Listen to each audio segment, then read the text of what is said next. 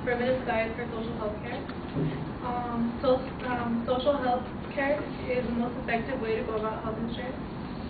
Reasons for that include that it has been proven to be successful in other countries, and the new healthcare reform has been flawed.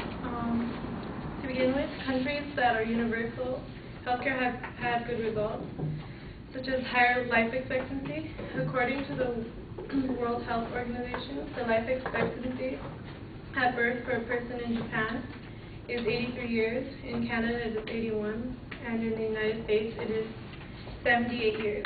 Infant mortality per year is 1,000. Mortality per 1,000 births is 3 in Japan, 5 in Canada, and 8 in the United States. Yet the United States is spending $7,285 per capita on health expenditures, while Canada pays $3,990 and Japan only pays $2,686 per capita. So although Americans are paying more for the health care, they're not getting the same benefits from it. They're not benefiting as much as they should, like with higher life expectancy as you would expect if we were paying what we got for it. And also, with universal health care, it decreases spending. Universal health care has been proven to be financially better, stated by Chris L. Peterson and Rachel Britton of Domestic Social Policy Division. They stated in 2004, the United States spent more than twice as much on health care than the average OECD, which is the Organization of Economic Cooperation in Developing Countries, at $6,102 per person, and the average OECD countries spend only $2,560 per person annually. Therefore, countries with universal health care spend a lot less on their healthcare system, and also it leads to lower hospital errors, also stated by Peterson and Burton of the Domestic Social Policy Division. The United States has the third highest rate of death due to medical errors and the highest infant mortality rate among the 8 countries that report this metric similarly. So with the National Healthcare Universal Database, there will lead to fewer errors, which will also eliminate the hassle of resubmitting medical history or any other information. Also, with universal healthcare, it will decrease abortion rates.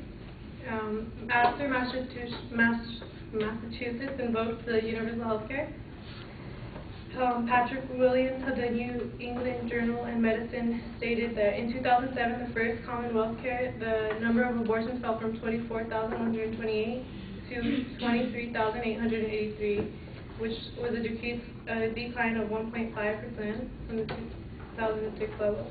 So after Massachusetts invoked the universal health care, and the abortion rate declined as a result of easier access to contraceptives. And secondly, there are flaws in the healthcare system that has just been passed. Premiums are too expensive for the young and healthy.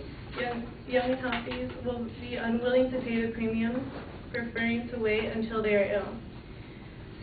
Catherine Nix of the Heritage Foundation states that young and healthy Americans will be the losers of this equation. The Associated Press predicts the health premiums for young adults will increase by 17%, causing fewer of them to purchase insurance. Young people are not going to be willing to spend money on premiums that they would rather pay a penalty and wait until they actually get sick. So, under nationalized health care, everyone will already be paying it in their taxes, and nobody could really wait until they get sick, and there's not going to be high premiums that they have to pay in the beginning. Also, with the new healthcare system, there's a decreased number of insured because the young people are not going to pay for the high premiums.